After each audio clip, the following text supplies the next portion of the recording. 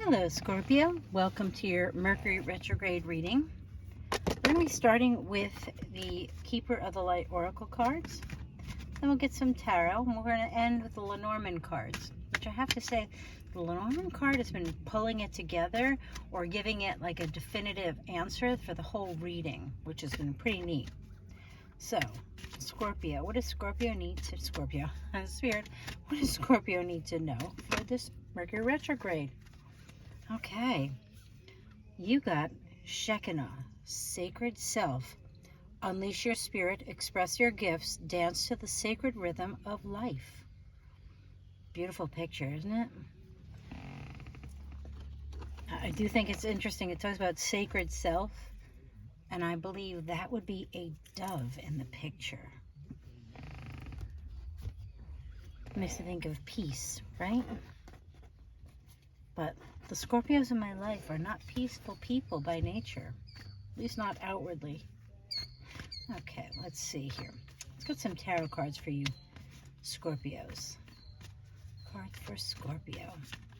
What does Scorpio need to know for this retrograde in May? Ooh. So the first card, Six of Cups. So where is this going? Tell us more for Scorpio. Oh, I like it. The World card. Queen of Swords. Unleash your spirit, express your gifts, dance to the sacred rhythm of life. So the Six of Cups can be being sentimental or reminiscing about something from childhood. With the World card, I feel like you're going back to, and that would make sense in a retrograde, who you were.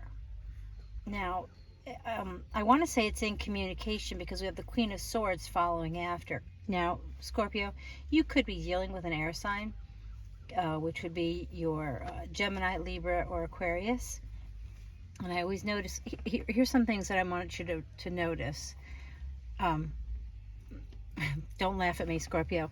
In this card, the female is taller than the male.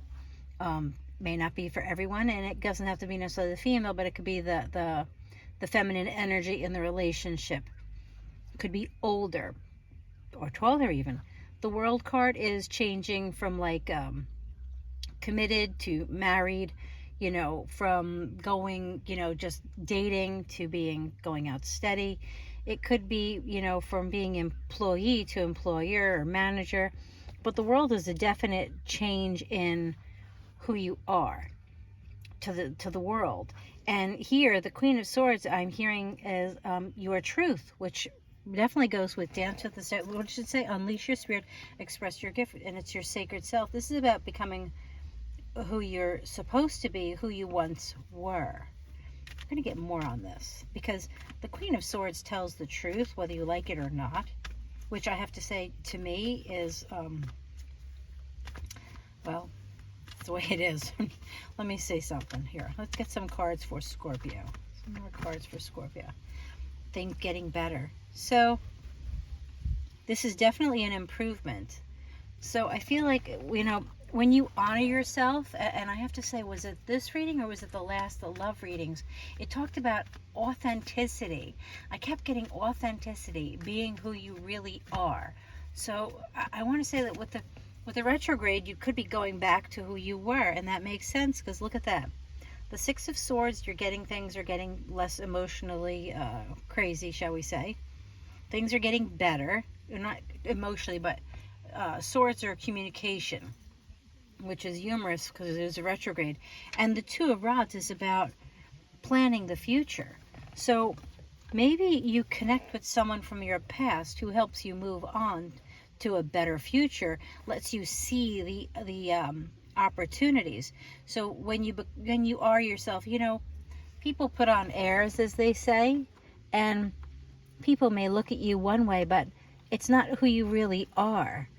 And when you go back to who you were meant to be and somehow lost track of, the world opens up. And I think that's what the Two of Rods is here to tell you.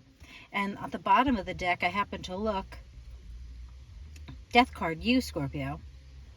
So this really is about becoming your sacred self. Wow. Could involve an air sign, or it could be you just being more truthful to yourself in whatever way that means. Okay, funny little story here, Scorpio. The Lenormand cards are hot. Oh my goodness. I moved to a part of the country that is quite warm, even right now, well, compared to what I'm used to. And I love doing the readings outside, but it's just different. I've never had my cards gotten hot to touch. Scorpio, Lenormand cards. What else does Scorpio need to know? Tell me something, Scorpio. Ha, I like it.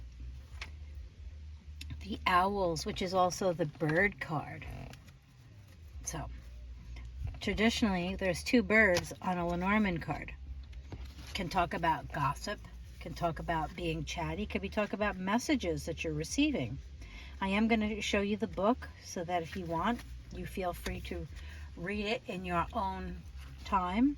I'm going to read only the italicized paragraph on the top left. If you notice on the right, there is the birds part, the owls specifically. So it does say a phone call, a text, or a date. That is somehow that is how I communicate. I am in meetings or in interviews, and I like to negotiate. I can be your sibling, lover, or mate. Couples is what I indicate.